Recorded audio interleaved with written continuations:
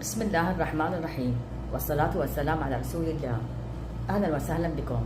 وصفة اليوم معمول بالنسكافيه، معمول بالكاكاو. هذا كيلو تمر مع النوع جوا. لازم يكون التمر نوعه طري ينفتح بسرعة حتى نحطه حشوة المعمول. في تمر معجون برا هيك خالص، بس هذا أحسن منه، أضمن منه. ما باخد كل الكيلو، باخد نصه. بشيل النوى منه. إذا لقيتوا صعوبة بشيل النوى منه ممكن تدهنوا ايدكم بالزيت أو السمنة أو الزبدة. حط للتمر 8 كوب زيت جوز الهند أو زيت الزيتون أو زيت النباتة أو الزبدة أو السمنة. ملعقة كبيرة كاكاو. نص ملعقة قرفة. بعجن التمر